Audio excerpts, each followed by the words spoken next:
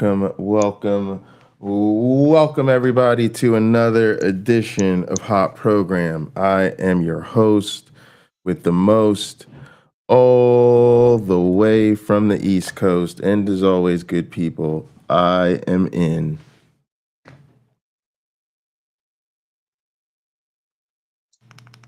What the hell's wrong with this thing? Some kind of mode.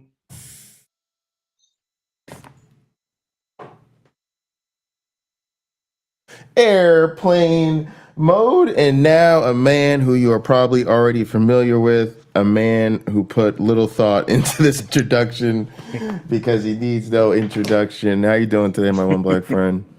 I'm exhausted.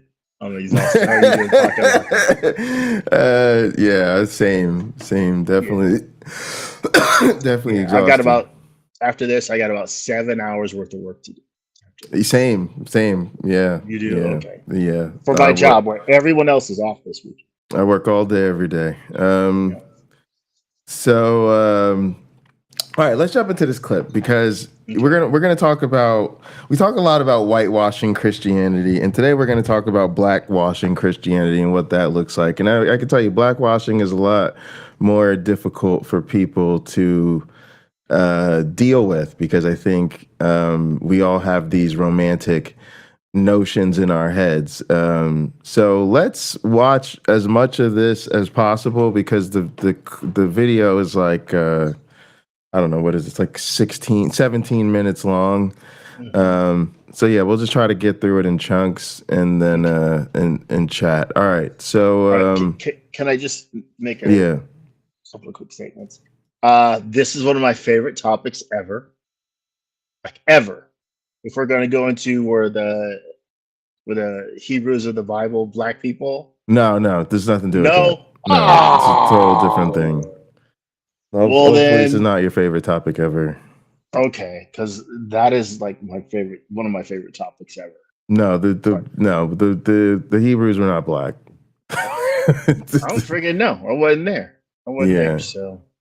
No, this is something totally different. All right, let's go ahead. You'll hear what this is about. All right. Although Jerusalem is much closer to Africa than it is Ukraine, Germany,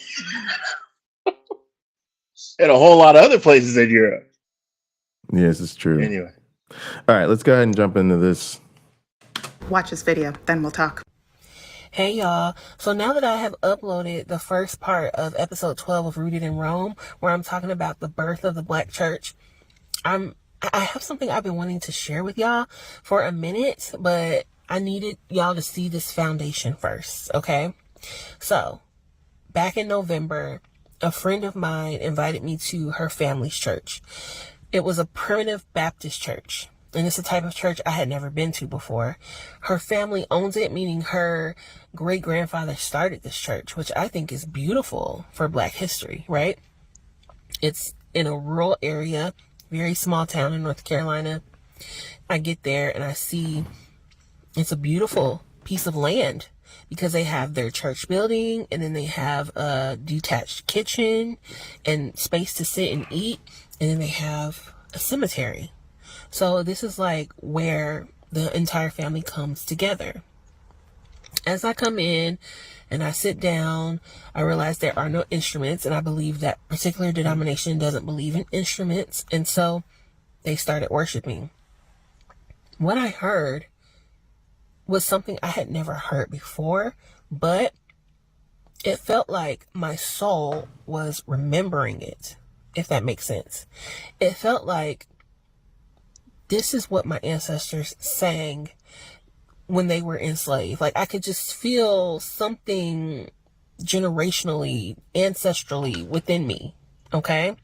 So I'm going to play a clip of the audio that I got from this, and then I'll come back and share more.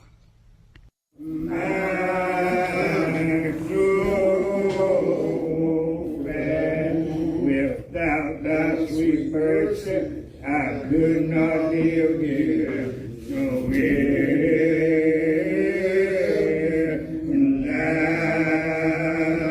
And thy sweet mercy.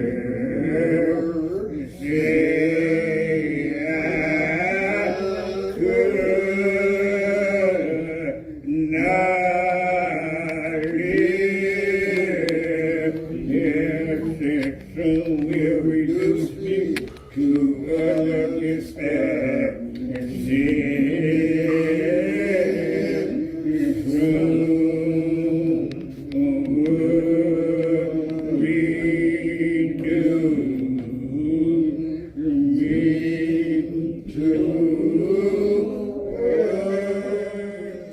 So there was something about the way that they were moaning and like drawing out the words in these songs. Oh, you heard words? Like, that makes one of us. Fascinating to me.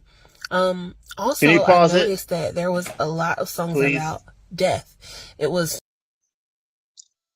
documentary filmmakers who make films about the Black experience in America might love to hear that clip.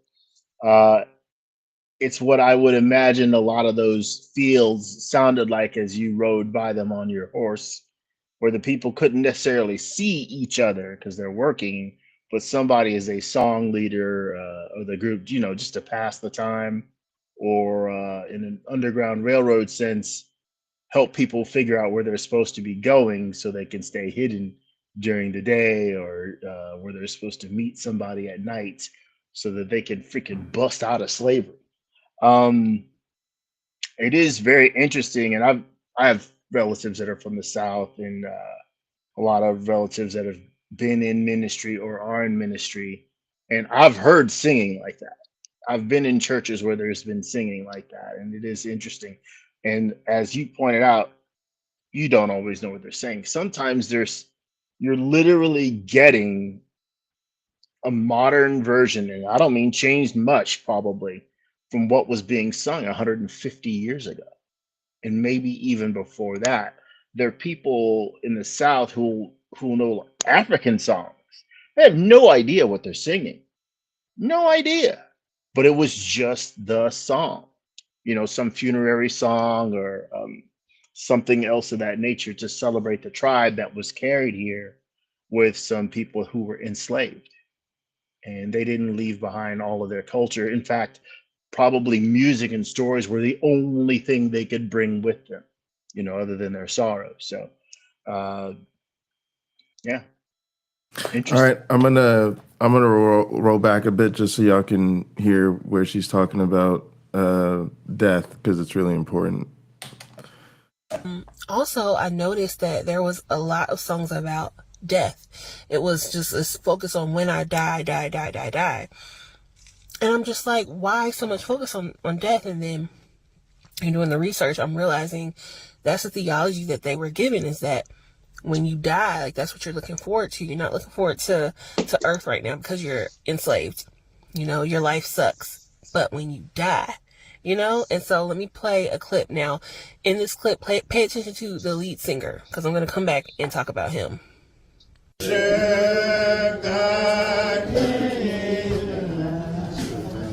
until I die, until I die, until I die. I'm gonna serve God anyhow until I die. Come on, church, let's go around the wall. I don't wanna stumble and I don't wanna fall. I'm gonna serve God anyhow until I die. Until I die.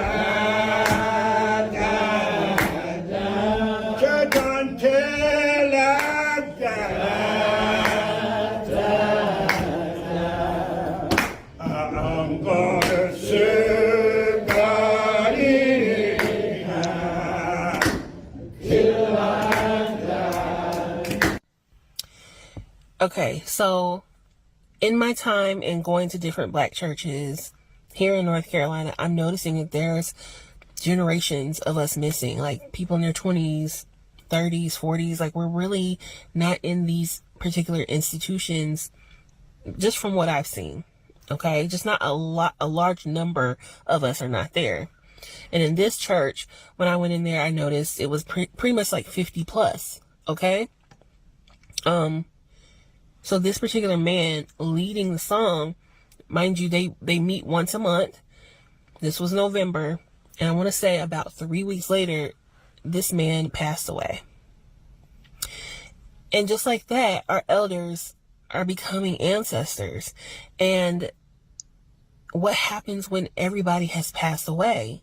Who is going to maintain the Black church?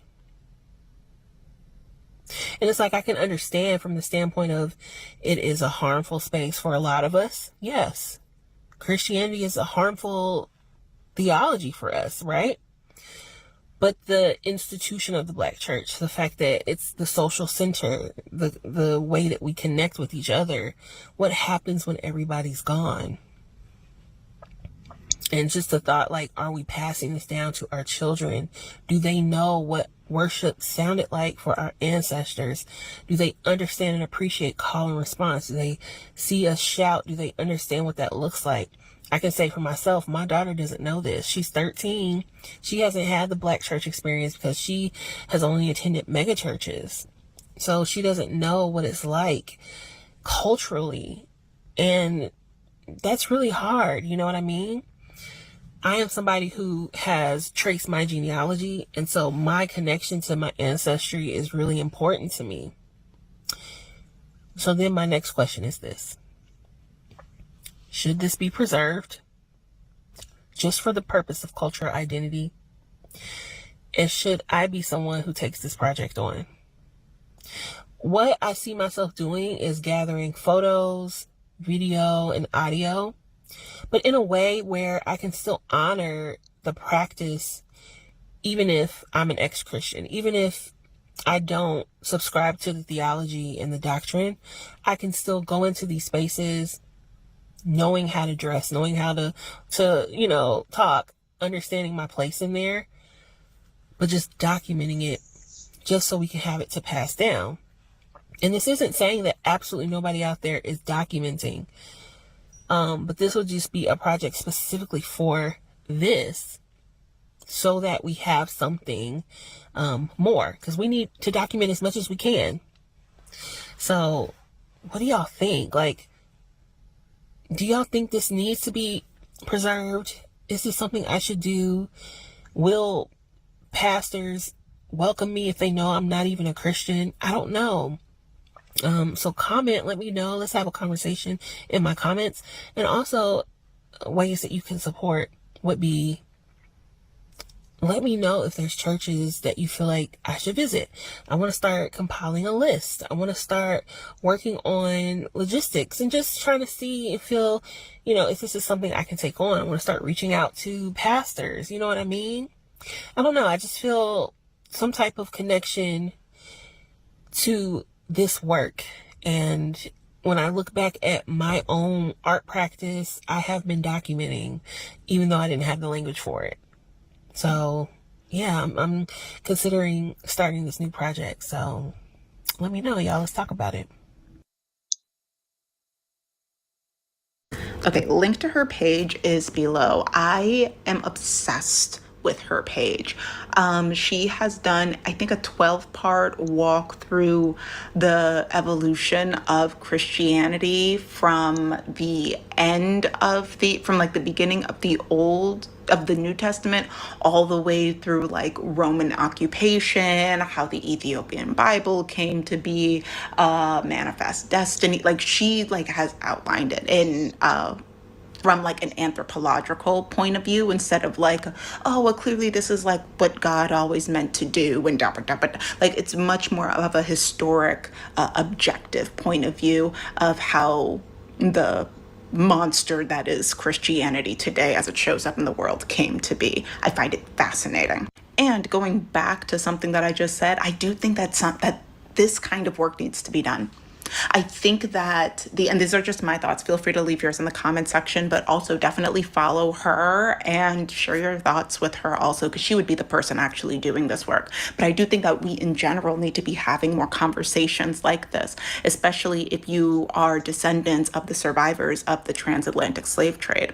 Personally, me, Shayna, while I do not identify with the Christian faith at this point, I do recognize the historic and anthropological significance that it has, especially among Black people and Black descendants of the transatlantic slave trade. And honestly, not even just from the transatlantic slave trade, because the way that in the Americas, Black people have been force-fed Christianity and have had to morph it into a tool of survival, of getting information across, while also pocketing little seed nuggets, little collectives of our history, of our pre-colonial spirituality into the mix of this, while also trying not to get beaten for practicing or remembering languages or traditions that we had before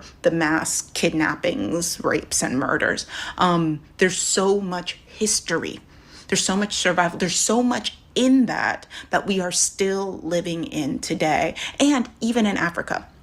When the Christian missionaries came, I don't know when I'm going to do this, but as soon as it is up, and if I can remember that it's in this video, I'm going to tag it right up there. There is a letter from King Leopold, who, as far as I know at this point, committed the largest genocide in human history. That I know, well, I mean, as it relates to like Africa, from what I know, there could be more. If there's more, let me know. But he wrote a letter to Christian missionaries to go to Africa, and the way and what was written in that letter outlines a lot of what I've seen anyway in African churches to this day.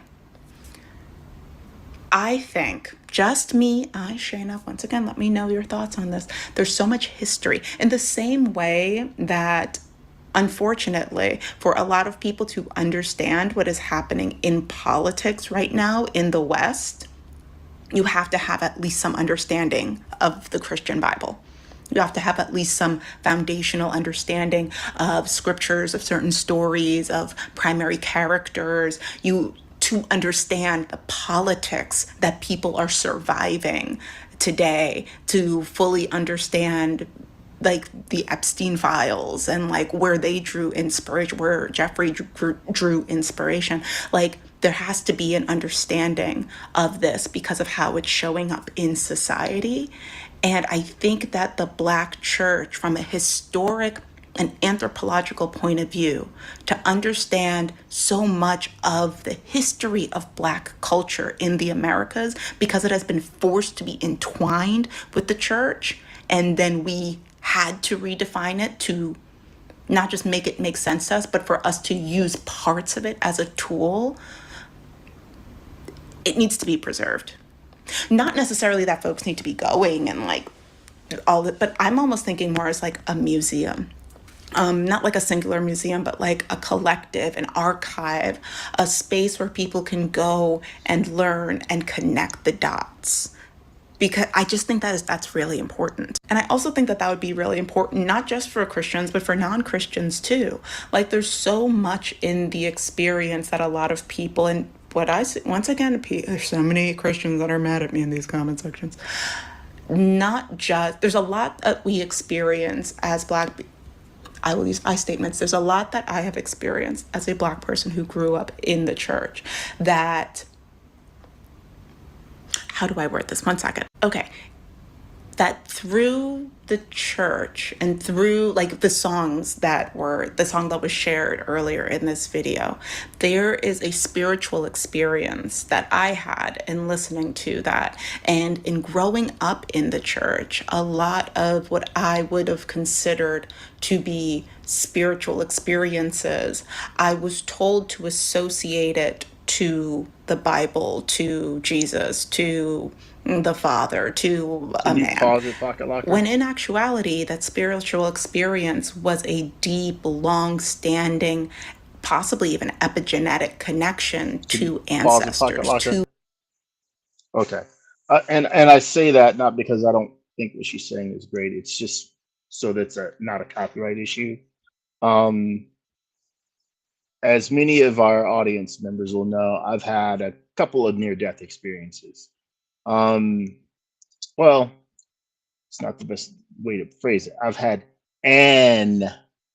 one near-death experience. I've done things where I should have been dead medically a couple of times.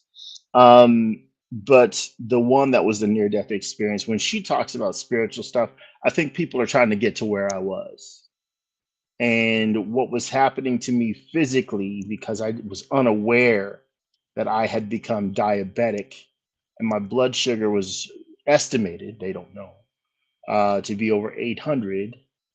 Um, a healthy person like yourself, Pocket Locker, right now, your blood sugar is probably around 88. Big difference. 300 is bad.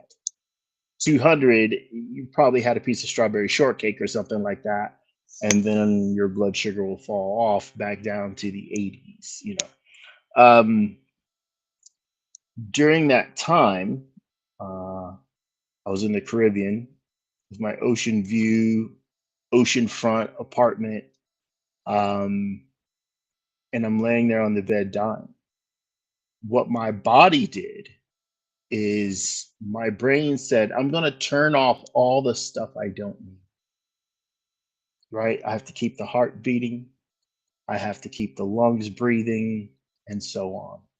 Everything that's in my autonomic system to keep me alive stayed on. But what shut off was a damn near everything else. Uh, the result is my brain even stopped making me aware of the differences between myself and things like a mouse or a computer, the bed that I was laying on, the lights in the room, the sand on the beach outside, the wind, the waves, like everything my eyes could perceive felt as if they were a part of me. Um, the sense of oneness was astonishing. And if people are trying to reach God, right, to feel the divine presence or Holy Spirit or anything like that, that's probably about the feeling they're hoping for, the way I felt when my brain simply wasn't making the distinction between me and other things, right? Buddhists talk about that feeling of oneness that can be achieved. Well, I'm here to tell you, it can.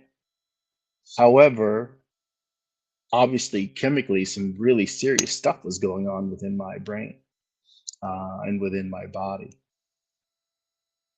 But you, I was an atheist when this happened. I'd be willing to bet you if we had, hey, define this spirituality for me. What's it supposed to feel like? How are you supposed to know? People who are possessed with the Holy Spirit, how are you supposed to know? What's it feel like? And I'd be willing to wager most people would kind of get to where I was or try. They would try. I don't think they'd have an easy time making it plain, like I think I make it plain, where there's just this feeling of oneness. There's no separation between myself and anything else that I can observe or even recall, even remember, right? If I was thinking about my, one of my bicycles or um, my apartment or dear friends or something like that, that I would love to see. Um, I think they're trying to arrive at that place when they say that. Uh, to roll it into the Black experience, I think, is merely the idea of trying to see it from one's perspective when you're Black. I'm sure there's a Ukrainian version, and I'm sure there is an Arabic version, and that there is a Eastern Mississippi version of it. I don't know that it's unique because we're all essentially, I guess it's the chili cook-off, Pocket Locker. um, it's supposed to be chili. Like the minimum definition is you have to bring chili, and how you season it is what makes it unique compared to others. You know. All right, let me let her finish. I think she's almost done. Mhm. Oh, it muted over. To a thread that connects to as a deep, long-standing, possibly even epigenetic connection to ancestors, to history, to a thread that connects all the way back past the plantations, past the plains of West Africa, past all of that, that like it's a through line, a frequency that my body remembered. And I think to track the not the progression, the trauma, the way that certain things have been manipulated, reformed, evolved. We need we need to preserve certain things. We need to be able to look back at certain things, to identify certain things, so that way we can connect the patterns. So that way, if something like this terror were to happen again, we could at least track the pattern to know that it's happening again. Now, does that mean that every little Black boy, girl, and child needs to grow up in the Black church to know what that means? No. No. In my opinion, no. But there are other ways to still pass down that information. There are other ways for them to still learn without having to go through the experience of Christianity. Let me know if that makes sense, because it makes sense to me. Yes, it makes sense to me. But let me know. I just All right, that's yeah. So that's what we're talking about today. Yeah. So I don't know. For me personally, I'll just jump straight into it. Like I'm not just coming at this. I'm an anthropologist. I teach cultural anthropology. I do anthropology. I teach other classes. Not really feel like getting into that right now. But this is heavily related to like a particular project of mine, which is actually trying to establish an anthropological framework where we look at faith systems and understand them as basically inherently false, untrue phenomena, and really it's trying to analyze why do they continue to enjoy this epistemic privilege? Where does this power and privilege come from? Because it is power and privilege. Like people who belong to certain cults, people who believe in certain conspiracies. We correct those people. There are social sanctions and certainly corrective measures. But religion is in this other class where, well, it's just a different subclass where it's still an inherently untrue phenomena, but there's all this structural and social and cultural permissiveness that comes up. So I don't have a neutral take on this. This is something that's really important to me. But with all that being said, like no, like I just all of that's a hard no for me. First off, most of that groundwork has already been done. There's plenty of scholarship on that stuff. It's like reminds me of teaching like my students who are like doing their first digital evolution class, and like there's certain at the end of the class they have to come up with their own experiment, and there are certain experiments that inevitably almost every year students are going to want to do. And there's almost certain projects where like I want to ban them. Like I'm pretty sure I'm going to ban them. Like you can't do this project, and that's exactly why. It's because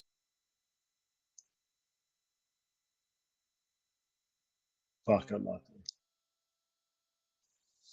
You cut out. Okay, so I can't tell if Pocket Locker is still broadcasting and I'm booted, or he's booted and I'm still broadcasting. fucking. There you go. I don't know what the hell's going on. I don't know either. Welcome back. All right, I gotta change machines.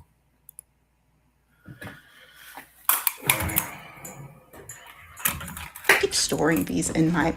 Oh.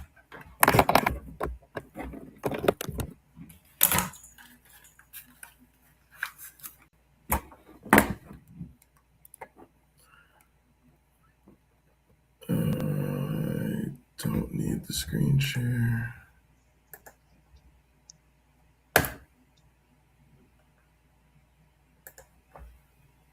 All right. Can you hear me? I hear you well. Mm-hmm. Oh, I had this like fucking muted. So yeah, it reminds me of like every year, like it's like, you know, like just people who are new to the game and don't realize this type of scholarship exists. Can you hear me, one black friend? I hear you very well. Yes. I can't hear you for some reason. Let me figure out what that is. I don't know why I can't hear you.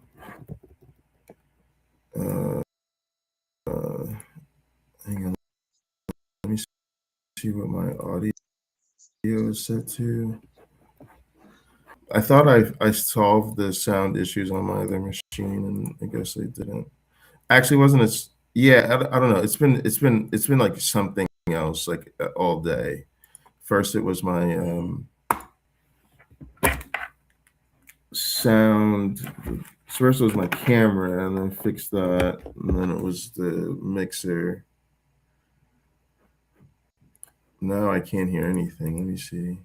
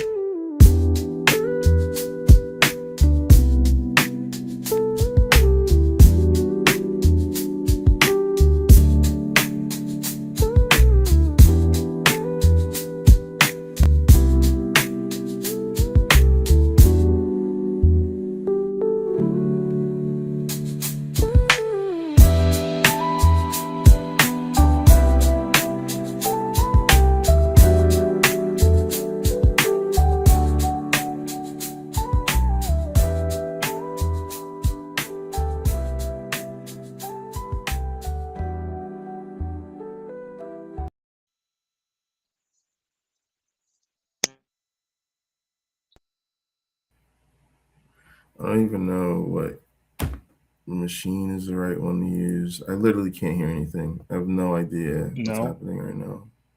Testing 1 2 3. Testing 1 2 3.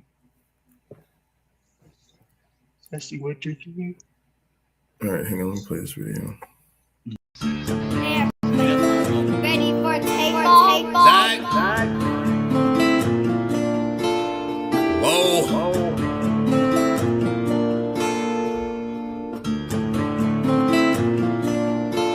Working hard on my stump. What's the problem? I ain't had. All right, now I can hear. Hopefully you can still hear me. I hear you. Great. All right. So yeah, so one, it's just like a lot of this research has already been done for people that are interested in it. I you know, when I was interested in it, I actually like, you know, came up going to churches. Like I went, like my grandfather's church is pretty much, I don't know, they might be a little bit further along than that. They certainly believe in instruments and things, but I get all the feeling and the connection with the ancestors and all that, but the problem for me is it's just like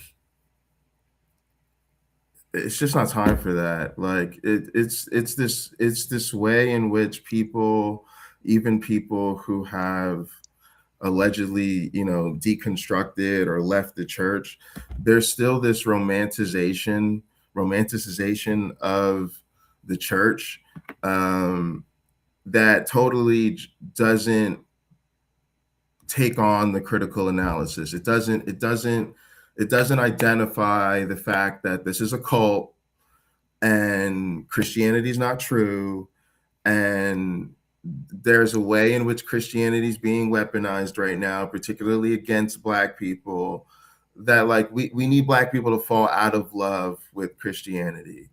And even though it feels, I get it, and this is why I'm calling it blackwashing, it feels like a very critical secular place. Like, oh, I'm not saying it's true. I'm not saying I'm a believer. I'm not saying I'm going to church on Sunday. But what I am saying is we just need to document it and preserve it, because it's part of our history and it's part of our identity, and we don't know how to connect. We needed to connect with our ancestors, and all of that is supposed to be very powerful emotional motivation, but you're not dealing with the elephant in the room. And number one, you got to understand, you're living in a situation of Christian, like, this is not going to be a project. If it did the critical things it needs to do, it's not a project Christians are going to get behind. If it's not a project Christians can get behind, it's just not going to happen. Like, and Black people aren't the only people that do this. Like, this is where I get into like the liberal whitewashing. That's a frequent topic on my channel. Subscribe to Pocket Locker 86 if you're not already subscribed. But it's like, I want to talk about the blackwashing too, because that's really important. And part of it is when you tell yourself certain narratives about yourself, those narratives matter. And we're in a time where we need to take power away from Christianity. The reason it's funny to hear this on Shayna's channel is because Shayna's channel focuses a lot on what she calls decentering men. And that's not necessarily like hating men or changing your sexual orientation or something crazy like that. It's literally decentering men. It's recognizing the patriarchy. It's recognizing the hierarchy. It's recognizing the harm. And it's recognizing that, like, yo, it's embodied. It's embodied in these people. And we have to decenter these people, right? And a similar thing needs to happen with Christianity. Christianity needs to be decentered. We need to stop acting like this cult is the core of our identity. And even though, again, I know these people are very well intentioned, you're reinforcing that message when you insist that we have to preserve the church and we have to preserve the religious traditions because they're such an important part of our identity. No, they're actually not. A death cult is by definition not an important part of our identity, especially when it's not true. Now, again, am I trying to be completely dismissive of the historical reality of the central role that the church has played in the life of Black Americans? No, not at all. Well, what I am saying is that is not something that continues to need to take center stage. That is something we can understand our culture and our history and identity beyond it. And yes, we can speak candidly, and we should speak candidly about the role that Christianity has played in our enslavement, in limiting our autonomy, in the fact that we did have to, center our social lives around the church because we were marginalized and excluded from other domains of life. Okay, but that is not a romantic, warm and fuzzy, preservation of the Black church. No, it's basically a critical race analysis of American history. And that part we can do. And again, we have that. We have African American museums. We have slavery museums. And we have, again, great scholarship that has been done. Again, I wrote about this shit when I was in college. I wrote about this shit my freshman, like when I started college, like before that documentary Soundtrack to a Revolution was even out. That movie is killer. Like, people should check that movie out, Soundtrack to a Revolution. A great documentary. And then even in grad school, I wrote about, cultural transformation in the Black church. It was called like Going to Church Naked. It was about like just the differences in the way Black women dress in church. But again, like, that's part of the history people don't want to talk about. So for instance, like my mother's generation, for them, it's pretty normal to wear something that's shorter sleeves or even sleeveless, even like to work or in like a professional setting. But to women that are like my grandmother's generation, they would call that basically going to church naked, because again, like for them, you're supposed to be like fully covered or whatever. So you could even see things where like, a young Black woman might go to a church now with a skirt that is down to her knees or higher. But in reality, a couple generations ago, like you would have been shunned and treated all types of nasty in the church for showing up in a skirt like that. And they're skipping over that part, right? There's a reason them churches is all 50, 60 plus. 50 plus is even being romantic. It's really like 60, 70 plus these days. And there's a reason for that. It's because of how oppressive those cultures were. It's because of how suffocating it was to be in relationship with people like that. How just dominating and yes, all consuming and cult like their entire personalities are. How homophobic they are, how misogynist they are. Like all of these things. Their biblical literalism and the way they abuse their children. Like this was the spare the rod, spoil the child, go get the switch off the tree generation. And so people don't want to talk about those things, but when you just say like, oh, it's how I connect with my ancestors and oh, the songs, like it's just like no, like really like no, like I'm like part of our analysis got like stop, like just stop, like let it go, leave it alone. The shit is not true. And again, like it really sucks because it's the people who are supposed to be deconstructed. It's the people who are supposed to be leftist. It's the people who are supposed to be trying to help us move forward. And we can't move forward because y'all won't move on. It's this, what you realize, it's this obsession with Christianity.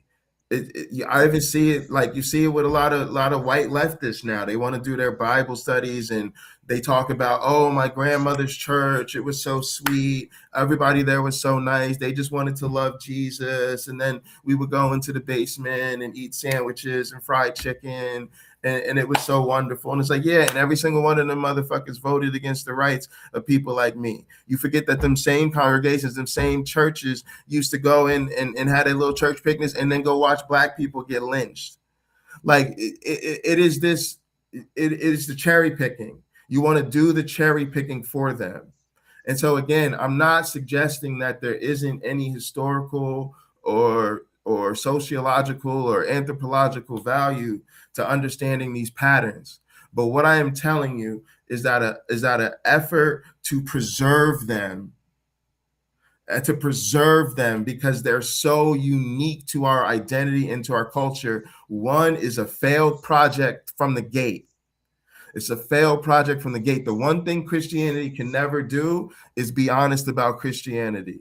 So again, you will never find Christian support for a secular project. Like you will never find Christian support for a secular project that is basically analyzing, the history and all of that stuff. And without their support, it is something that they will just simply attack. And so the only way to get their support, and that's what they want. Please understand, these people are selling us up the river. I'm just here to tell you. I'm just here to warn you. Because what they want to do is they want to make amends. They always talk about truth and reconciliation, but these people want reconciliation, but they don't want truth.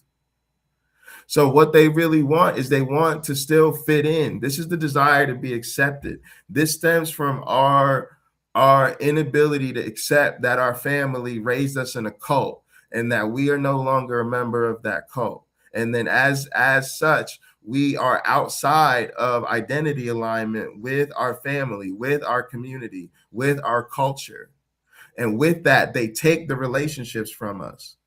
They don't see us the same way. We're ostracized, we're marginalized, we're treated like the black sheep of the family. Sometimes they even take us outside our whole culture. They basically tell us we can't really be black. We're not really black anymore because to be black to them is inherently to be a part of this religion.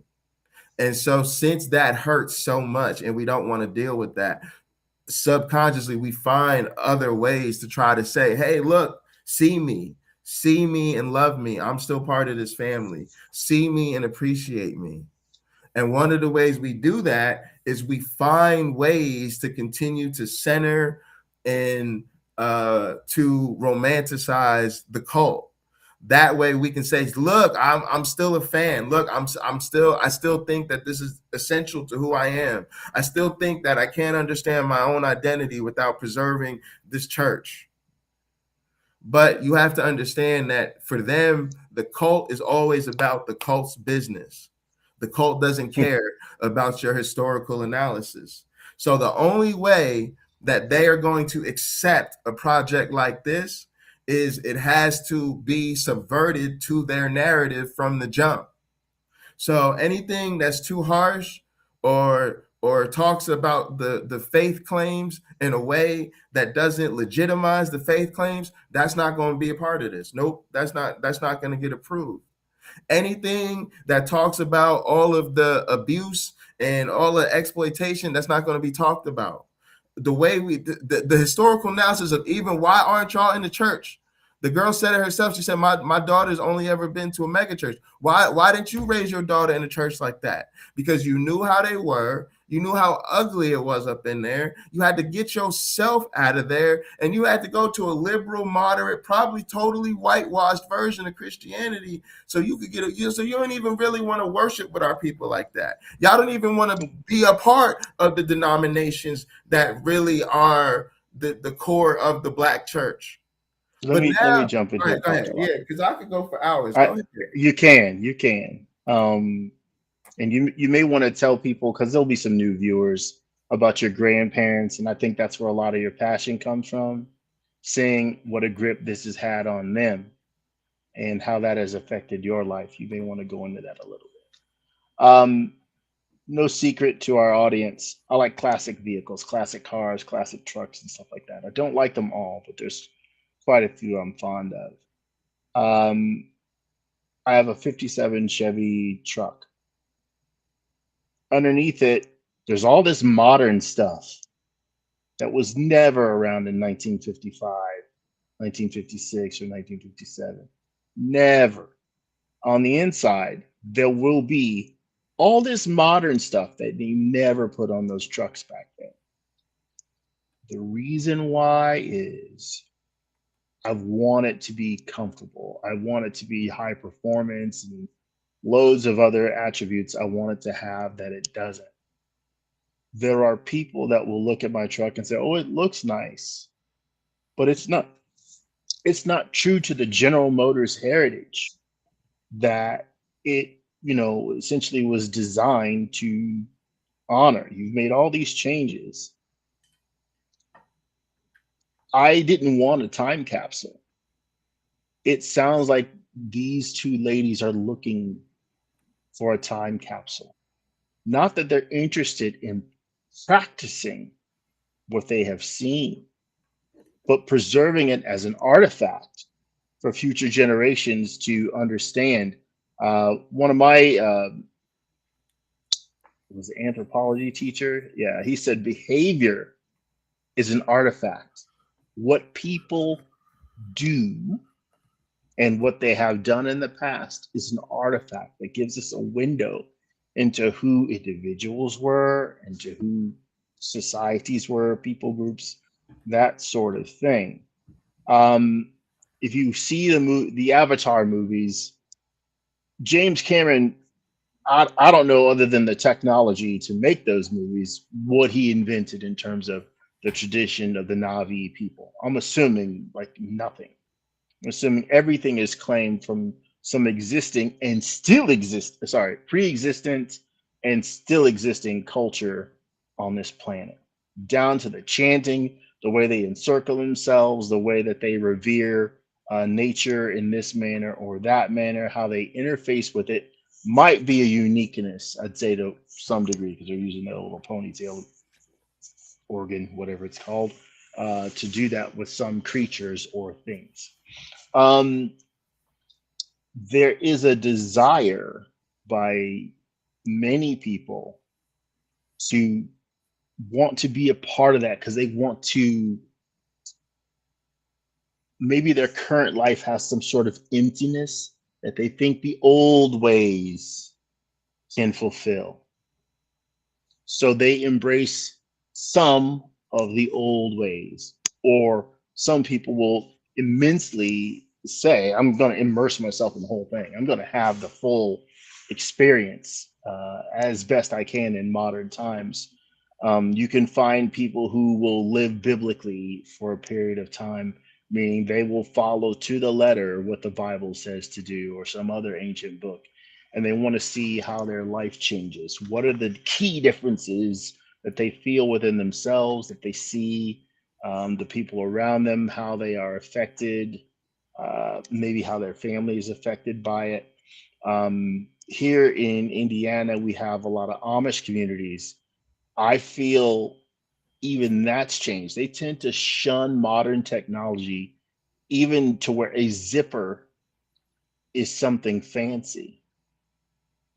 Well, shoot, I could take you to a community where there's kids in horse-drawn carriages with like 15-inch subwoofers in the back. Like that's where they are now, as opposed to looking away from stuff like that entirely, saying, no, that's modern. I don't want any part of it. Cultures change, cultures evolve for better or for worse. I don't know if there's a museum for what she's trying to do. If you have an opportunity to visit Savannah, Georgia, it's like Second African Baptist Church or something like that. Is a church. I think it's the oldest standing church from built by enslaved peoples or former enslaved peoples in the United States. And when I mentioned earlier in the podcast, like, oh, are we going to discuss if the Hebrews are black? They have Arabic, Ethiopian, and Hebrew inscribed in the pews there. And this church is hundreds of years old. And that's what's written there on the pews. I have photographic evidence of it that I took. I couldn't believe it.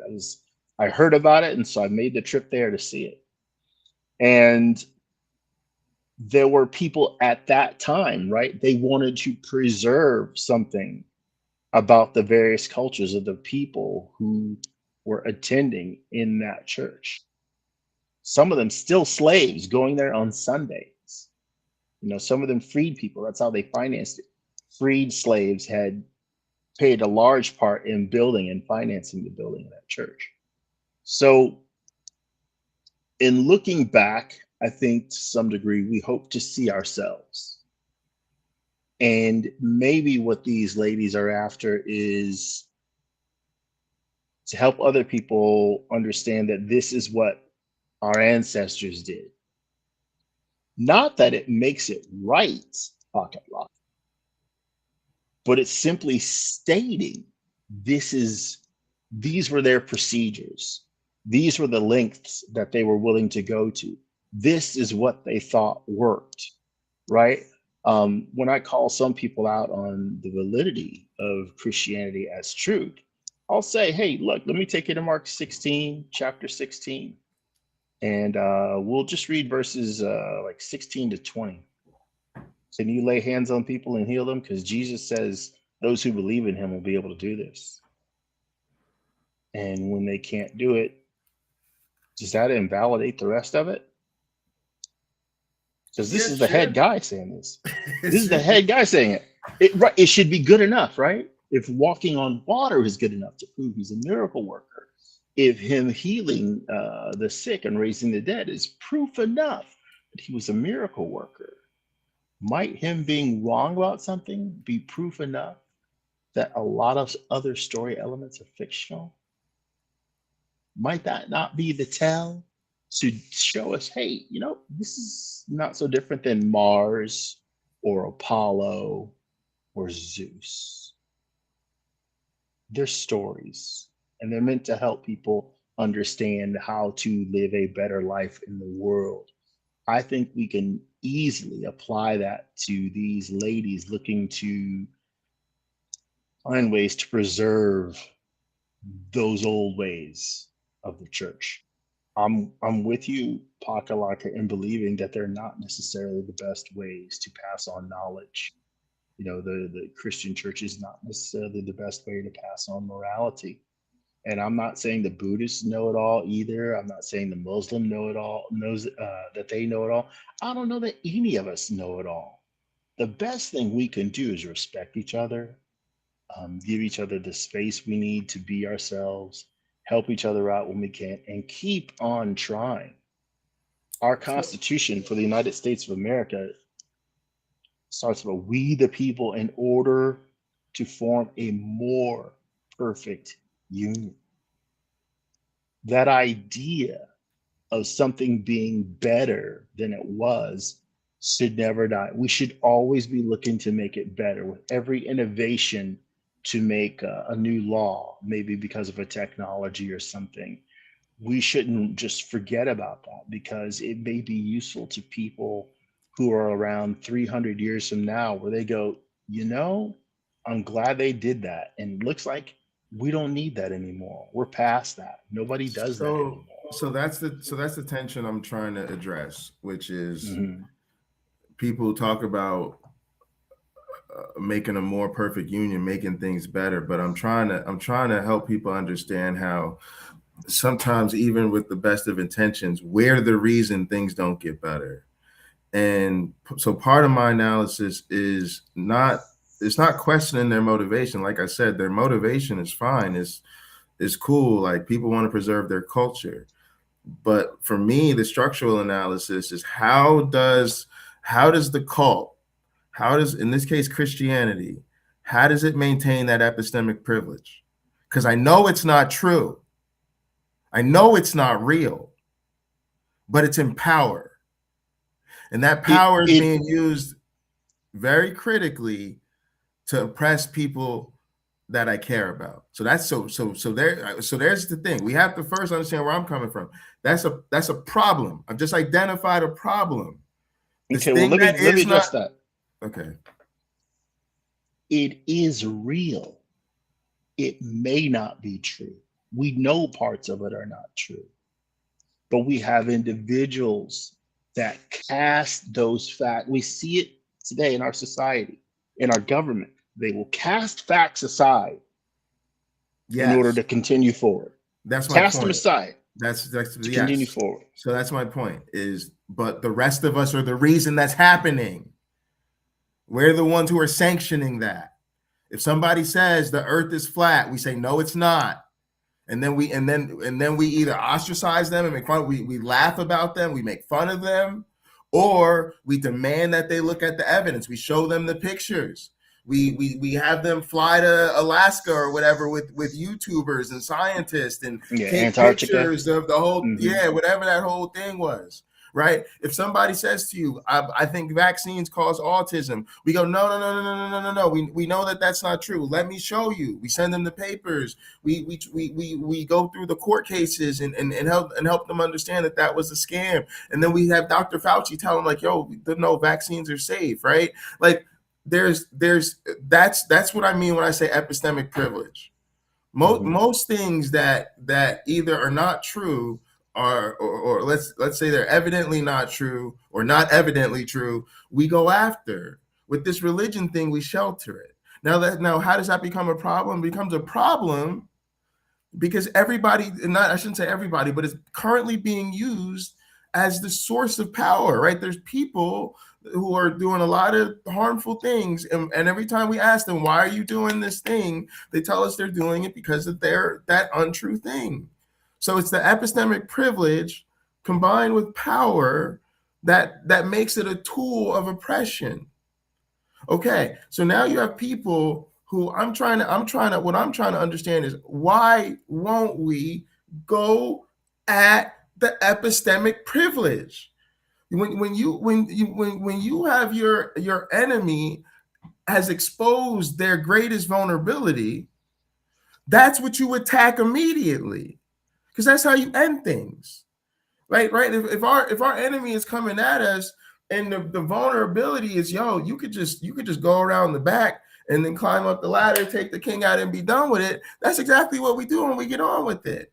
So I have to analyze, why is it that everybody knows there's no evidential reason to believe this stuff, but we're not attacking that so that we can remove it as the source of these people's power? So how does that relate to them? Well, now I got to understand structurally, where does the focus come in?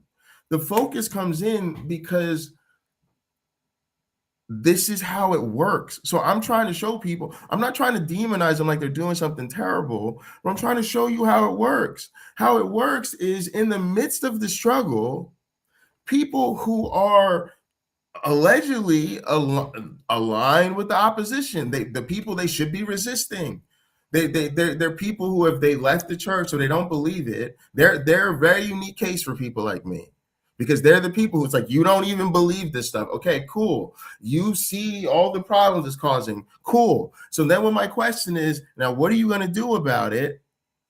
They go to, I'm going to preserve it culturally because it's a huge part of my identity. And I want to preserve that. Okay. That is one of the mechanisms that we identify as how these people stay in power. They stay in power because people are uncomfortable confronting things that are important to their identity. So this is a great embodiment of that. We see people who are secular, people who are on the left, people who are definitely concerned about the problems in the world and would actually say they're trying to do something about it. We see how even they get swept up in the romanticization of their culture and their identity. And notice what you don't have as a result. You don't have an effort to preserve the truly African culture, the culture that our ancestors had before they came over here. Because again, you're so obsessed with Christianity. You're not looking at the diversity of cultural practices, even amongst the slaves, that they weren't all Christian. But we're so hyper-focused on Christianity. We're not talking about the different Native American, right? Again, when you start to realize, you start to play that game, you start to say, like, so what is it? We're just going to preserve everybody's faith traditions because they're unique to everybody's culture. So, like, again, that's an interesting kind of social project, but right now it's not. And the thing is, you have to realize everybody's interested in their own history. So that's fine. But again, now is not the time. Now, let me hit you with one more thing. Sure. We build a Holocaust museum because it's important. We build slavery museums to remember the transatlantic slave trade because it's important. We build World War I museums because it's important. But we don't do those things in the middle of the goddamn war. So you're having your time capsule perspective. You want to put actual effort and social capital into the time capsule project. No, we do that when we look back.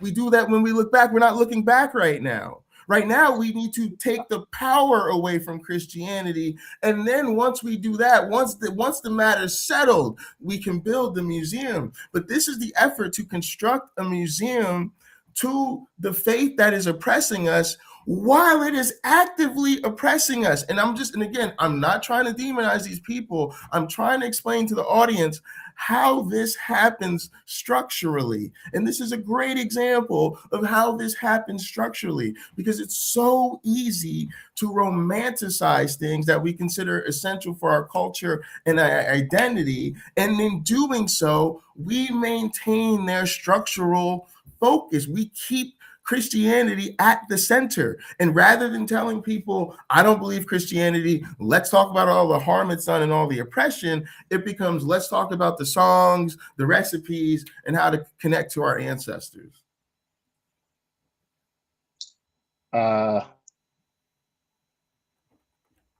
Years ago, I was working in South Carolina, in the Charlotte area.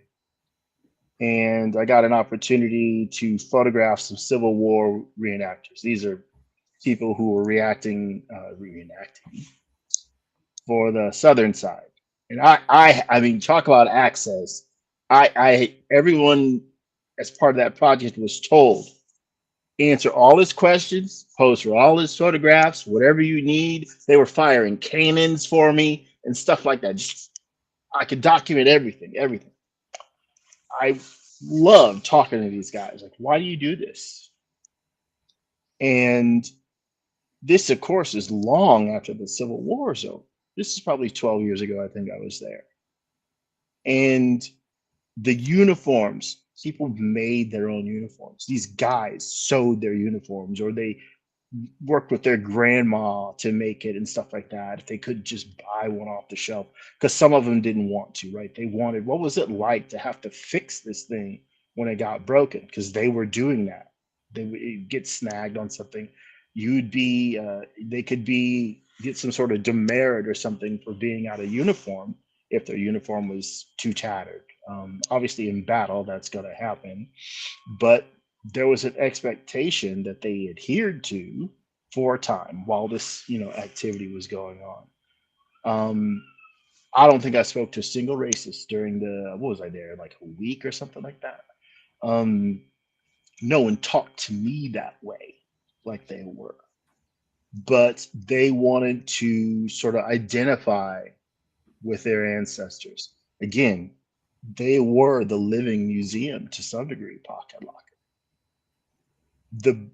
A brother of mine has a Civil War rifle, like a super rare Civil War rifle. The best time to collect those is during the war, not after. If you want to preserve a bunch of them, it's during the war. Because after, you're going to see ones that are maybe damaged a lot of the time. You got to sort through a lot of them to get a good one, maybe. Some things don't have a long, useful life. What you're talking about here is culture. Things people did, things people do. If they're taking video, taking audio, as I did when I was in Georgia, as I did when I was in South Carolina, you have what you have. And you try to capture as much as you can to show people. If you wait till it's over, you're getting the interpretations of the interpretations, and you may not be getting the facts themselves. I never interviewed a single Civil War soldier because they were all dead by the time I was born.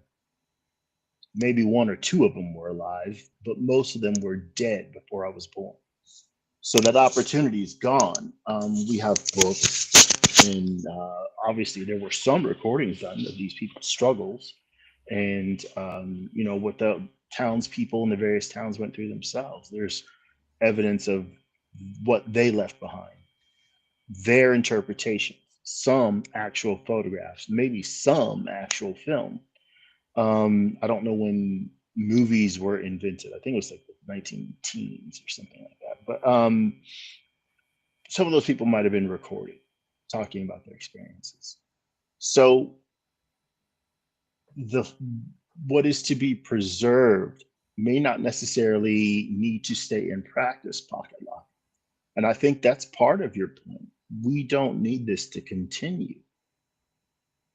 But it's a place where humanity, especially in this country, has trodden, right? We left our tracks there. Is this the path forward to a better future? I don't believe so, but there are a lot of people who do. How do you show them that they're wrong? We have our ways, we talked about it here, but what are they left with? What is the value? I think an important thing that you have to give them when you take their belief away is a place to go. Where do they go from here? I don't have to give them shit. It's a I'm different conversation, but it's a serious conversation. Okay, it's a serious conversation, and you're wrong. Why am I wrong? I'm saying is that's not my responsibility. I'm a grown ass person. Nobody gave me anything. When I left, nobody gave me shit. There I had was to piece it together. I had to put it together. I had to figure out what does it mean. Where do I get my? I mean, and to be honest with you, I think that's a huge part of the problem with the atheist whole thing. It's why the whole atheism project isn't moving. Is because atheists are still so fucking obsessed with the Bible themselves that most of them don't have a foundation for their identity, for their morality, for their ethics outside of the book. Because again, they're just so obsessed with it. So to me, I'm just saying my responsibility is to tell a motherfucker, I don't think your shit is true. Now, some people think that means I have to, and some of y'all, again, that'll be your side project. I'm just saying that's not a project I'm taking on because I think it's their responsibility to move on. Like I'm not in, I think it's a form of infantilization. It's like, no, I should be able to tell you the cult is sitting on some bullshit and you should be able to wake up tomorrow and realize you still got to go to work. You still got to pay your taxes. You still got to be a decent neighbor. You still should be a loving member of the family. And once you live in that for a little bit, you'll figure the rest out. You'll be okay. You'll be all right. all right. A lot of people like to fast track that process. So one of the, I guess it was a trans-denominational church they called themselves that I went to. One of their songs had this beautiful lyric in it that said, I am more than this. And I think for the believer, whatever faith you're in, when you're confronting someone like Pocket Locker or myself, who will sort of give you hints or data as to why your faith may not necessarily be true. Your faith tradition could be based on some falsehoods, regardless of how good it feels to believe, right? It could be based on some falsehoods. My thinking is that you are greater than that faith. Just speaking from my personal life of how it is now, I've been talking with my brother and my sister and some friends about a lot of the stuff that I really went for in life, like a career in the movies as an actor and writer and also in television, that just didn't work out. But if you could talk to 6-year-old me or even 4-year-old me, I knew that's what I wanted to do. Within the space of that and all the things I could own with all the money I could make, there was the idea of also being a father and having, a wife and doing things with my family and stuff like that. Well, most of my dreams didn't come true, but every day I come home to my family. So out of all that didn't happen, the best part of it the whole time, right? If it all did happen, the best part would still be the only part I got to keep. The only part I truly got to experience. I went to some amazing parties. I worked on movies. I worked on TV shows. I traveled different places in the world on the company dime, all that stuff. I don't have millions of dollars. I'm living in someone else's home, right? I don't have what I used to. I still haven't sold my house. Blah, blah, problem after problem after problem after problem. But the best part of everything I wanted, I have.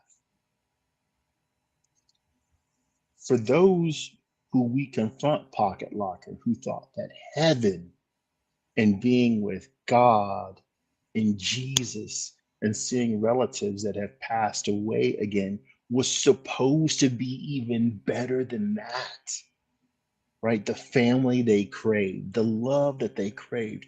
You and I, Pocket Locker, we are thieves of a kind, ripping that away from them when we simply put forth challenges like Mark 16, chapter 16, verse 16 through 20. Come on, like this is demonstrably in this moment. You should be able to prove to me you have this power and you don't. So he lied. And I can get deep in the weeds as someone who's read the Bible multiple times. I can get deep in the weeds and show you again and again and again and again and again where it fails, again and again and again and again where it's not true. What each of those people that hear those messages must realize, there's a part of it that is really good that you wanted. And regardless, because the rest isn't necessarily so, or ain't necessarily so as the song goes, you still have it.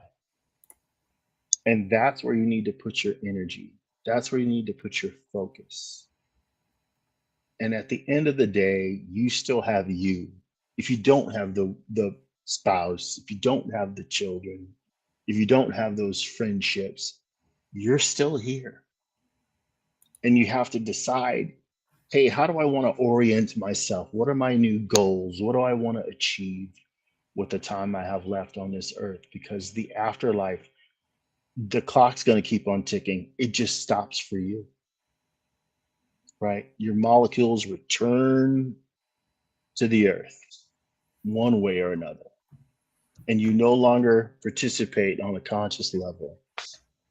Yeah, so my thing is, I just come at that very differently than most people do. I think this is why we have another crisis, which I would call the crisis of spirituality. And it's this thing where people move, from religion to spirituality, or even, try to move into spirituality as the true thing that religion was trying. Like, it's like it becomes a battle between spirituality and religion. And I just think part of it is that's what happens when you're raised in a cult. And this country is mostly a cult. And it's like you have this idea that you're supposed to have this like magical specialness about you.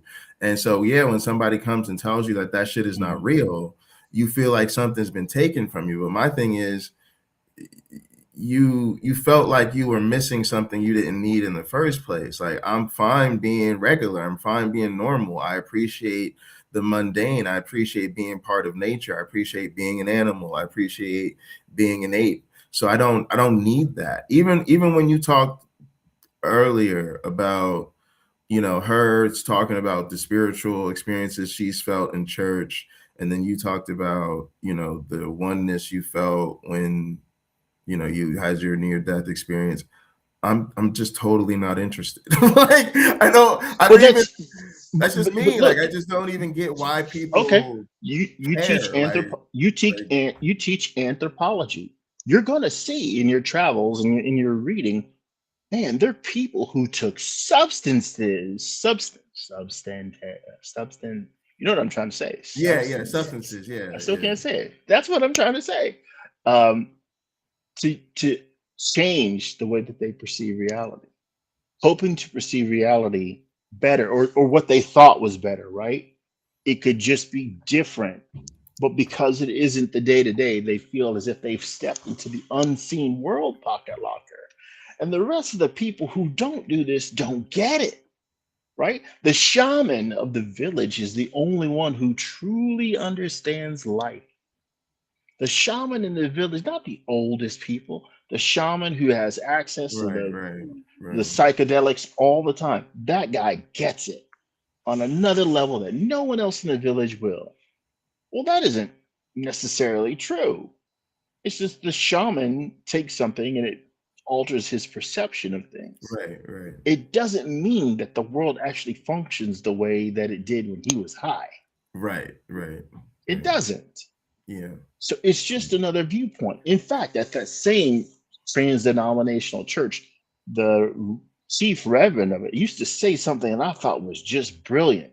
He would share with you some really beautiful piece of insight and then follow it up with, don't get high on it.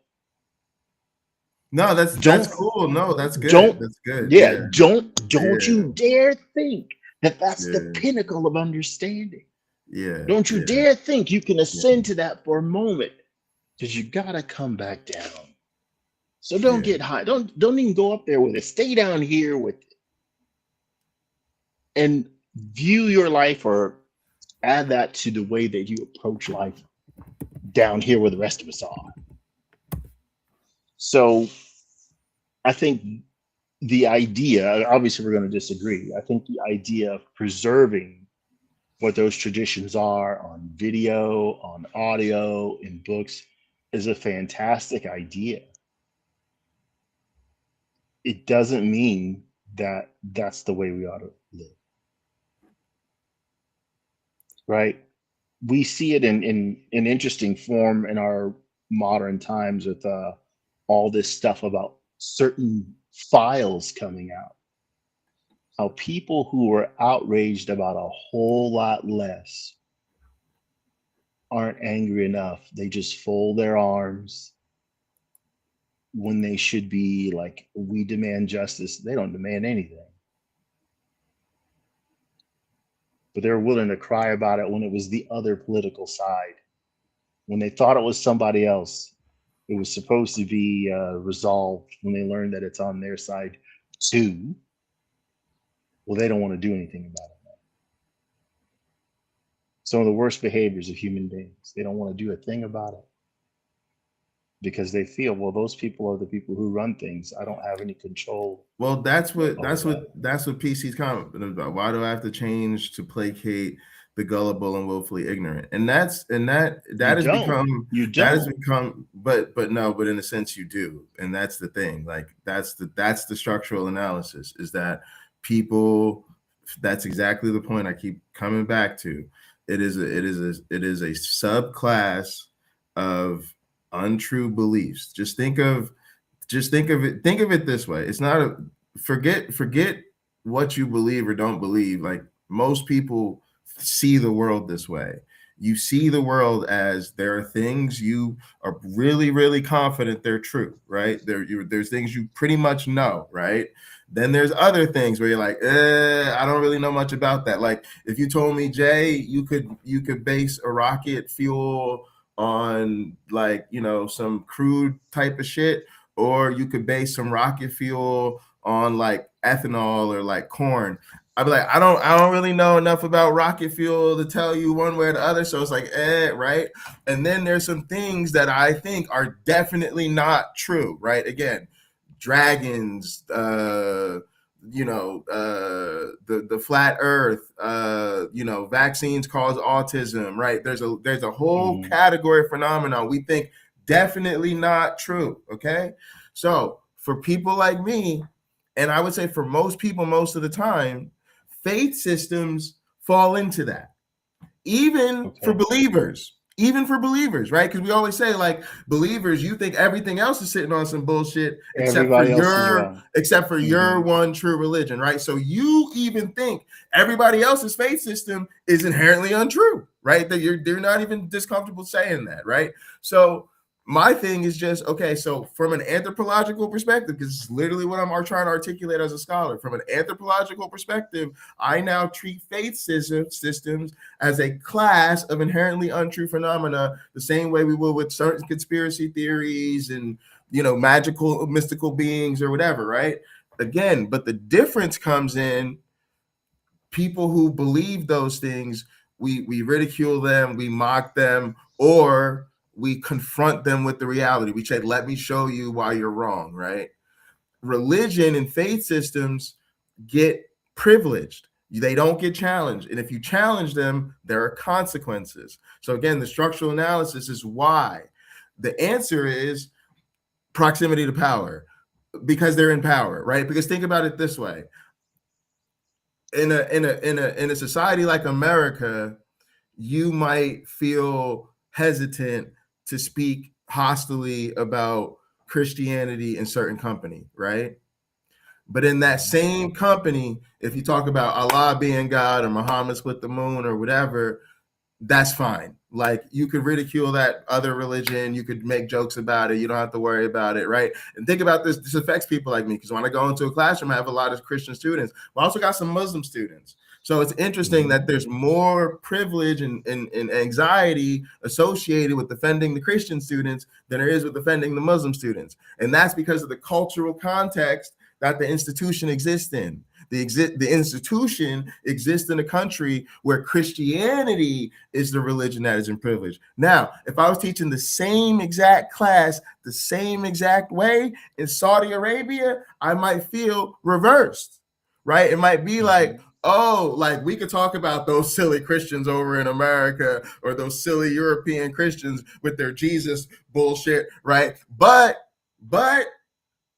speak about Muhammad the wrong way, and the government might come knocking on your door, right? So it's not about whether one is more true. No, we're identifying a class of phenomenon. They're all untrue. So then we also see the cultural context. We see that which ones get this privilege is defined by the culture, and it's defined by which one is in power. So that's my point. Now, how does that again tie to what they're doing? Again, let's be real about what I call the constraints of time. We cannot preserve the full past. Like, it's just impossible to do. But we have to understand something. Every time we want to preserve or conserve or reach back to the past, that takes time and effort in the present. It takes present resources, and it creates future obligations. What do I mean by that? If I decide I want to take a picture of the snow outside of my house, I have to take time in the present to do that. I have to go grab my camera. I got to take a picture. I got to label the picture. I got to store the picture. I got to figure out when to save the picture, right? And there's absolutely no point in me doing that if I don't expect somebody in the future to also take time and resources to view said picture, right? No, that's not true at all. It's not all. It's you can do it for you, but if you're telling me you're doing this for anthropological, cultural preservation, and all that stuff, that implies the intent to be consumed. That's all I'm saying. Most of the evidence that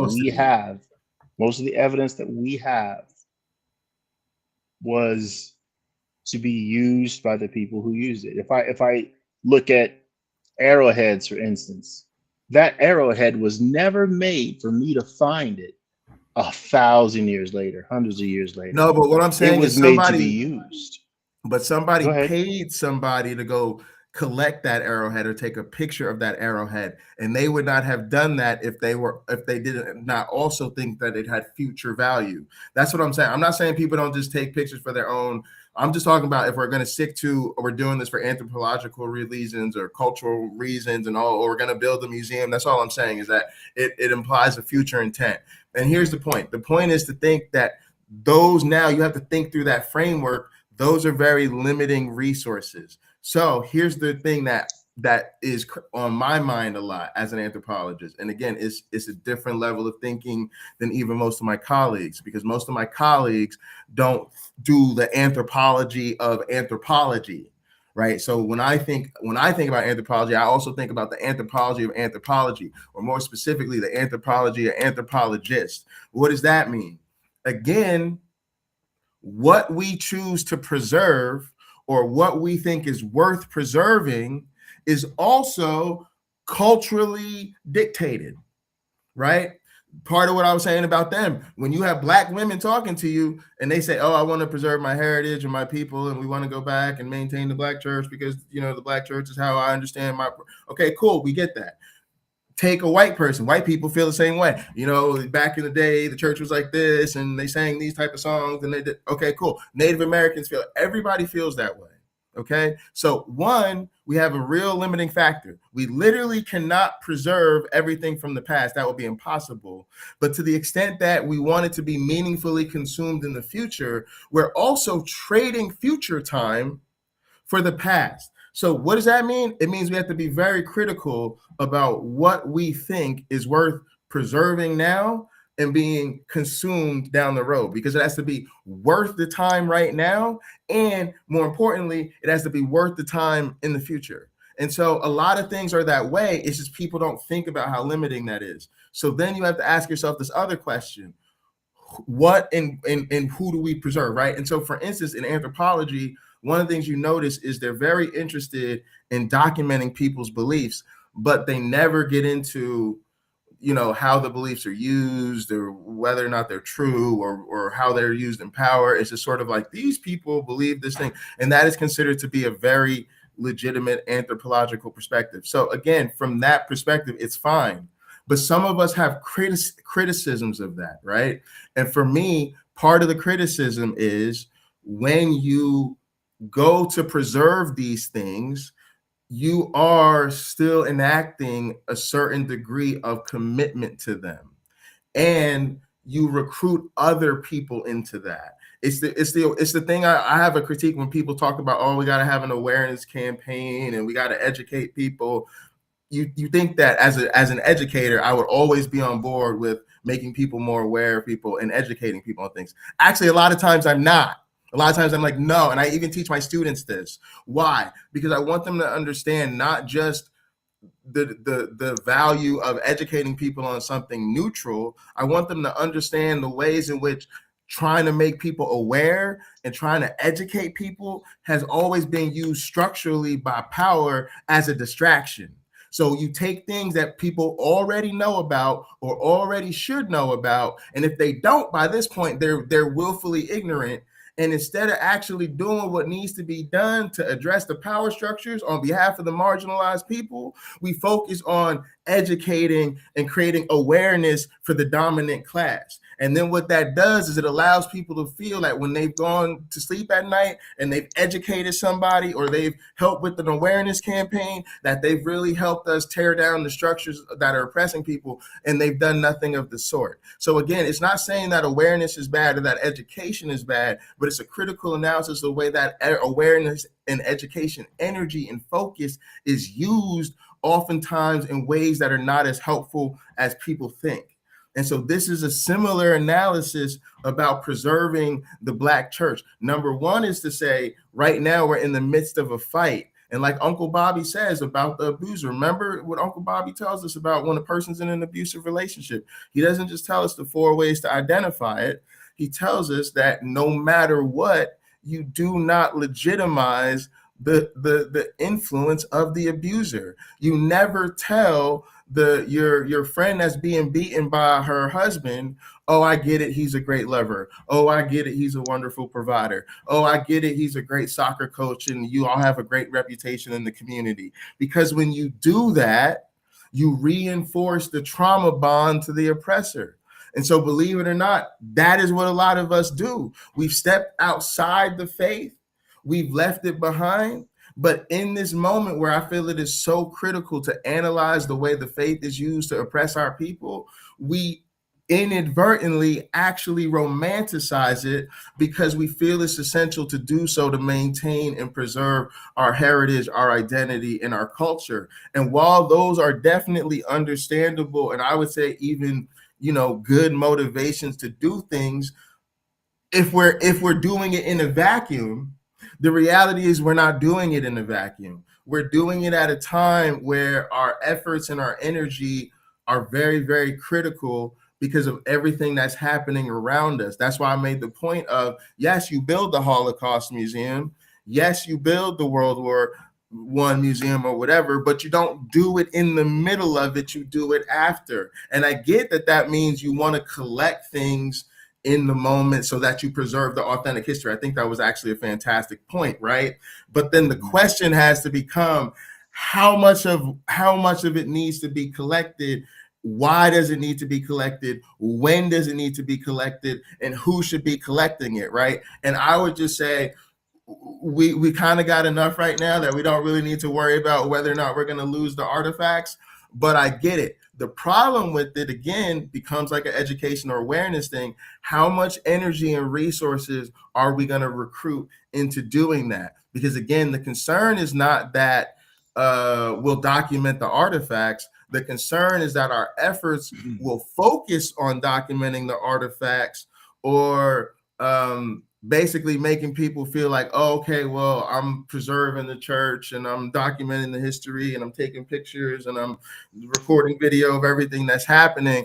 Again, now I can go home and go to sleep feeling like I really was doing something, because again, the trick is to make sure that documentarian effort or zeal doesn't become a substitute for meaningful resistance. That's well put. I think that's well put. I appreciate that. obviously my resistance comes from educating myself about what the Bible says, what it states. It's not having not been exposed to it and therefore believing something other than that. When I believed there was a God, I looked at a lot of different religions because I find people believing in religions fascinating. That search for that spiritual connection. It's fascinating to me, and it has been since I was a small child. Um, I thought I was right because I was a Christian now, but I didn't want to poo-poo on other people's parades until I was told I should. Until I was told as an adult, yeah, you need to actively get out there and convert people. Go get your Jewish friends saved. Faithful viewers for our show, well, loyal viewers to our show, I think faithful might not be the best word to use, may remember me recounting a story where I had a dear friend who's Jewish, and I was trying to get her to convert, and she said, "Do you think I'll go to hell if I don't convert?" And I was stunned that I couldn't reflexively say yes. In that moment, my friend Amanda got me to realize it's not a very good God that would send someone who is as wonderful to her. I think she's wonderful. She wasn't promoting herself. Sure. Yeah. Because she didn't believe that Jesus was the Son of God. Right. In fact, I had to tell her, Amanda, I could never do that, but the Bible says that that's the case. Yeah. And when I was faced with, wait, that doesn't make sense. Not that it doesn't make sense that God was willing to do something I could not do or would not do. But this was something God simply shouldn't do. Not to someone like her. And if God has failed to see her value, regardless of her beliefs, how many more people like her are there? Perhaps a former boss of mine, she said, "I'm very good at getting people to do what they're not supposed to do."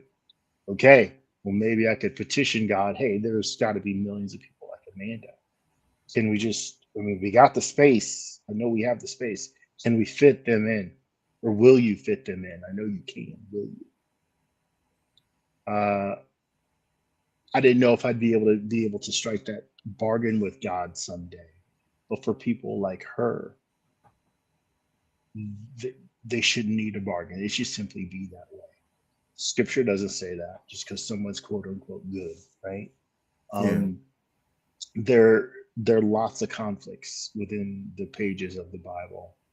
And I think if you are a moral person and you're confronted with the same or similar situation, and you have to decide, is God moral for sending good people to hell? If your answer is anything but no, immediately open your Bible and turn to Ezekiel 20 and read the whole thing.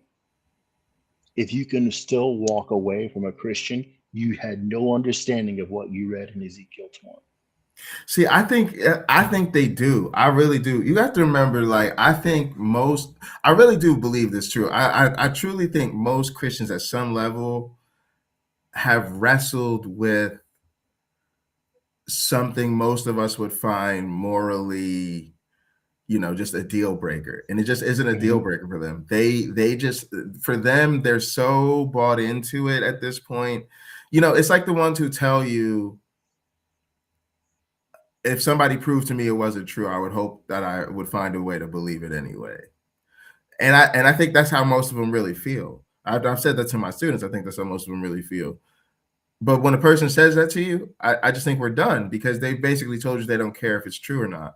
I think it's the same thing. When Christians say God works in mysterious ways, it is their way of acknowledging that if they were it doesn't make sense to them, right? If they were in control, this is not what all powerful, all knowing, and all loving would look like if they were God. But you know, so I mean, I do feel you, and I would hope that would be like a real moment for people, because I think a lot of people will deconstruct and can deconstruct, but I think that would be one of those like make or break moments, because for a lot of people who do deconstruct, they would respond to that like, ooh, like I gotta really sit with this. But unfortunately, I feel like a lot of them, you know, they just move on to the next thing, because again, they've already accepted a story where God drowned everything on the planet. They've And already they're accepted still okay with it. yeah, they've They're accepted all the still okay with it. genocide stories and the fact that Jesus was Now, sacrificed even though he didn't do anything wrong. Like, oh, you know what I mean? So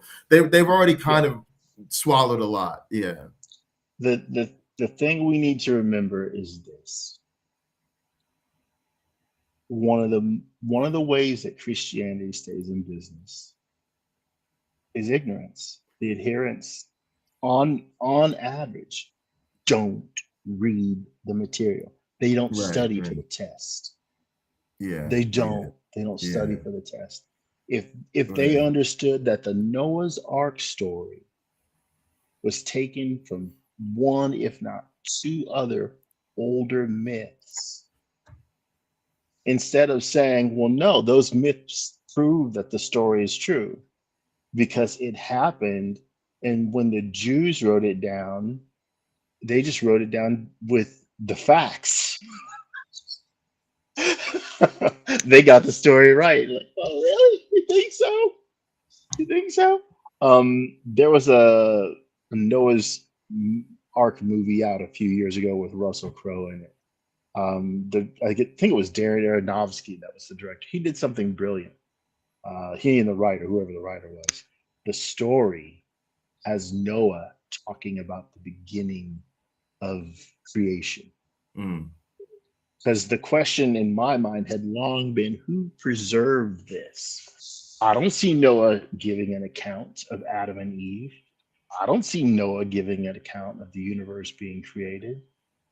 But a writer comes along millennia later and fixes it for us. Well, it must have been Noah or one of his children, right? But in the story, it's Noah preserving that story. How about, isn't that amazing?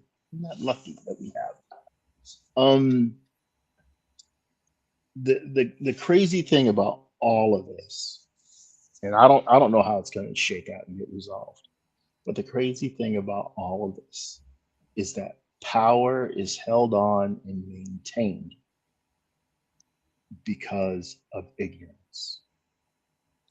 And I'll say that ignorance comes riding on the back of a willingness to shut one's eyes and wish certain parts of what they know they have seen simply are not true. I'm going to bring this back to Donald Trump. It is astonishing to me why more Republicans in power don't say, you know what you just said is enough. If every one of our political representatives turned their backs on Donald Trump today and impeached him, you know what they do a month from now? Their job. Yeah. They would be able to do their job. But someone who isn't in power comes up with a plan that a lot of these people who came to power without a plan, they're willing to do that because it sounds good, right?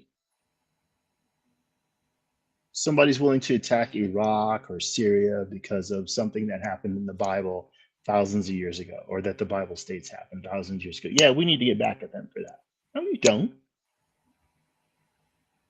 No, you don't. That's the past. Why are you hurting modern people over it? But that's our case, right? Our case is that we have to look at the role our society plays in this. We have allowed this to happen. We have given this cult so much privilege that this is the reality that is created. And in this moment, people still, not you personally, but people still are unwilling to tell them that it's not true. That's part of, and that's really, that's the issue. That's the issue I take with this whole let's preserve it thing.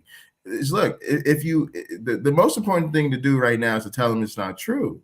Are you going to tell them it's not true? Well, no, we're not going to tell them it's not true, because if we tell them it's not true, then they're not going to support it. Oh, well, they're only going to support it if it's faith.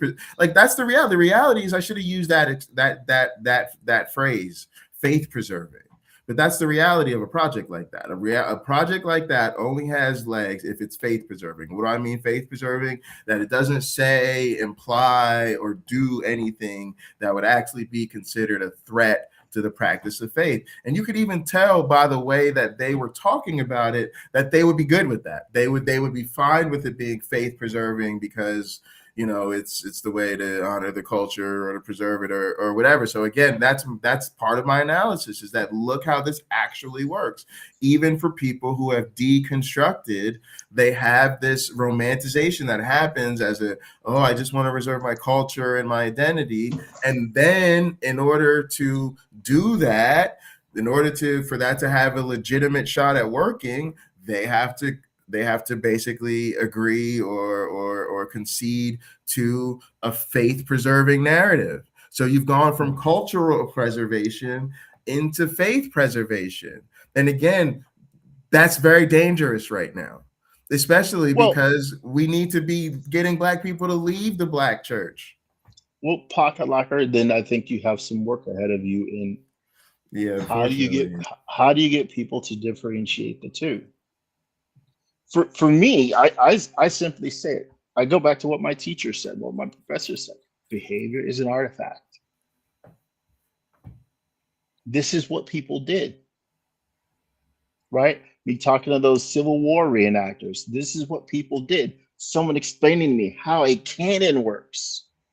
The cannon was invented before the United States even came into being as a nation, right? But here's Before another that, question. Nationhood happened. But here's some guy explaining it to me in, back in 2015 or something like that, whenever it was that I was there. My question would be, what else did they do? Because see, that's the other thing. When you teach culture, you teach all the different elements, the subsistence, how do they feed themselves, their political economy, how are their groups and how is their society structured?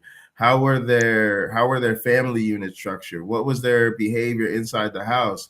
So the point being, again, this obsession with the faith really does reduce the culture in a way to suggest that the faith is so central to the culture that it deserves a sort of primacy in being preserved. Whereas again, I would say that that's another part of the problem, because look, every society and every human culture has had its cults, and people lots of them have died, and the people are fine. So I don't even agree with the argument that necessarily cultures or faiths necessarily do need to be preserved. I think that that's a preference. It very much marks a preference. It says, like, I would like certain aspects of our past to be preserved, and these are my preferred aspects. Like, for me, my preferred aspect would be games. For instance, like, I'm very serious about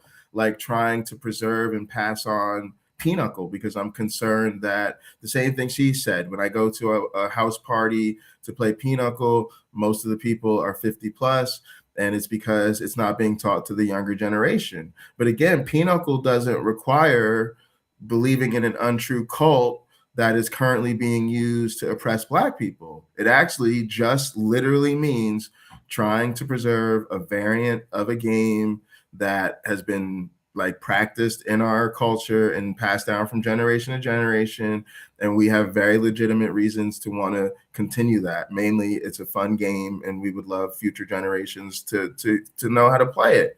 That's it. But so what makes preserving the songs of the Black church more important than the games that the Black slaves played? That's the anthropology of anthropology. Well, when you ask that question, you see what I'm saying? Though, like, sure. And this is what's great about human beings having a variety of interests. There's going to be someone very interested in the games, and there's going to be someone very interested in the music, Right. someone very interested in the stories, someone very, very interested in the people who were recaptured and what they went through. I think a huge part of this discussion has to be the acknowledgement of the control that people can have over millions of people by insisting and pushing the narrative that the God is real. Mike Johnson is a great example.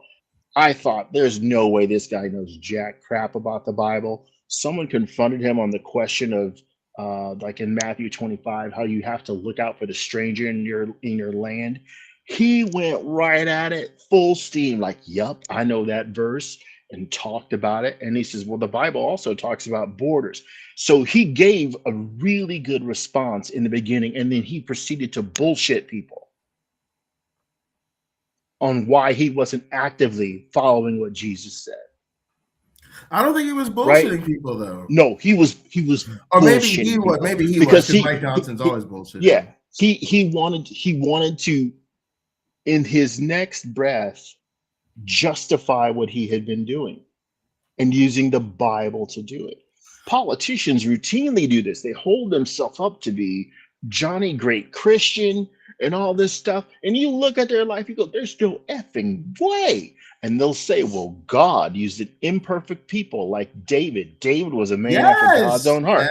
David raped people. He was a wife stealer. I could go on and on about I hate to say it. They're right.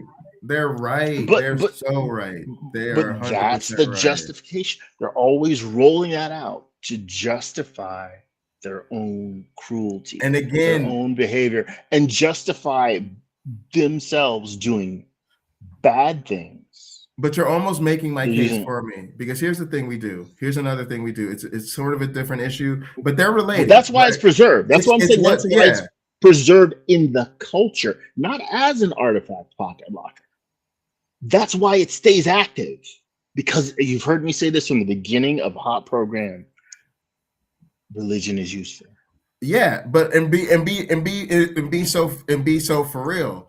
Their museum does not get funded if it includes that narrative. If it says we need to talk about how this religion has been used to control people, that's the end of that project right there. It will not get grants. It will not get land. It will not get tax approval, because there's someone saying, "Shut up." Shut up. Yeah, like they're not. You can't go there. But also, you're kind of making my case for me, because here's what happens, and this is another aspect of it. This is what I usually refer to as the liberal whitewashing of Christianity, and that's kind of how I see it. Although Black people do it too. It's this idea of I'm going to construct the true Christianity. Especially, I see a lot of people who have left very hard right leaning, like Christian nationalist type congregations. What they love to do is they left a very extreme version of the cult that they don't identify with anymore, and so now what they do is they construct the Christianity that they wish they were raised in. And so they construct a Christianity that's based on love thy neighbor and the best parts of Jesus. But what they're doing is they're just counter cherry picking. And this is why I don't get into the Bible wars with people trying to say, oh, well, Jesus wants you to love your neighbor. Yeah, but you're just cherry picking counter passages. So they have every right. Mike Johnson, I recognize. I think Mike Johnson's a fucking asshole, but I recognize that when Mike Johnson goes to, I want to use this example to, legitimize, my worship of an imperfect person. I want to use this over here to legitimize my exclusion of immigrants. I want to use this over here to pretend God is anti-abortion, or I want to use this over here to pretend God supports the death penalty. They're not doing anything fundamentally different than the person who says, I want to pick this passage over here when Jesus, feeds the 5,000 people. I want to choose this passage over here where Jesus heals somebody. Well, they are doing something that it's very different. Well, I'll argue it's very different. Sure, because Jesus saying, I'm going to take these scraps of food and I'm going to feed 5,000 people. When Jesus says, I'm going to heal the sick. When Jesus says, look after the stranger in your land. It's not about him. It's about caring for as many people as you possibly can and ending suffering for as many people as you possibly can. But I would say you just When, did it. Like I would say you just did it. You just took your well, I'm great at preferred that sort of thing. You took your preferred Right, but interpretation of the Bible that's his point. and That's tried the to make guy's it. point.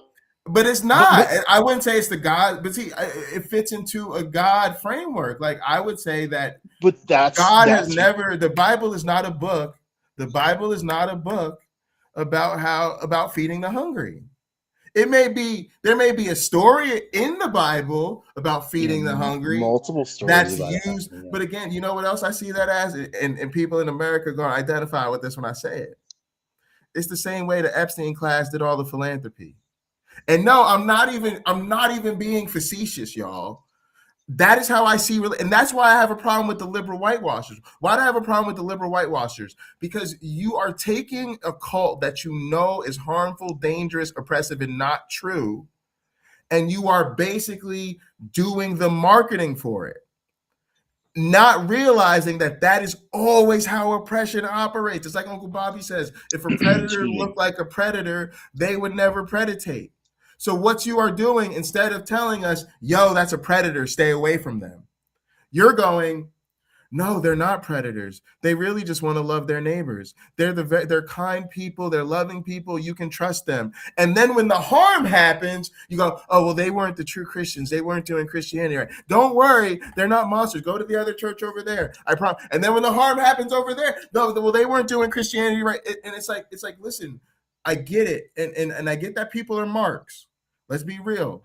There's marks and there's con men. Okay, so there's the con men, the faith healers that are genuinely like tricking people. They know it's all bullshit. Yeah, that's happening. And then there are the marks. There are the suckers that really they've internalized the court, and they believe Jesus gives them the warm and fuzzies. Oh, he's all about taking care of the unfortunate. So those people are suckers. But I just don't. Yeah, we gotta get out. We're supposed to be out here a little while ago. Yeah, I gotta wrap it up. Wife and baby are at the door, and wife needs some sleep. For sure. But yeah, all I'm saying is you got to understand that harmful institutions are always going to operate from a place of esteem and reputation. That if you don't understand the connection between oppression and esteem and reputation, you're missing the mark. No pun intended. So for real, people have to stop doing that, because that is literally, again, and I want to leave y'all with that. That is literally the Epstein class doing philanthropy. When you look at the Epstein people, they were all about protecting women and protecting the children and saving the whales and all of that stuff. And that is how they laundered the reputation, so that we would look the other way, so that they would be above suspicion. And so when I see people doing that to the church, I get it. It's very tempting to do it because it makes you feel kind and like you don't have to get into fights and be nasty with people. But you have to understand how that keeps them in power and facilitates future harm. All right, my one black friend, that's my closing thoughts. Give us your closing thoughts and we up out of here. Pocket Locker's only partially wrong. But I'm entirely correct. Look, you want to say hi, dear? Okay, all right. My daughter is in the room. So I think it's something that's not definitely going to be resolved in the space that we have in this short time. Okay, normally she can't wait to be in front of a telephone. But we really all have to think about this from the standpoint of, I guess, our own standpoint. The individuals that are talking about preservation, I'm with them. I think we need it would be great if we had a complete and accurate history. It doesn't mean we should repeat it. And I did. Not I was Adam, waiting for you to. I was waiting for you to coin the term "Wishtianity." I was waiting for you to say it because you were saying "wish." Like he's gonna say "Wishtianity." Any second now. That's good. We gotta go with that. All right. That's a good one. All right, man. Appreciate you. Right. We'll see you next Appreciate week. you too. See you next week. Hang out, gang. All right, set them gone. We'll see you next time. See ya. I forgot how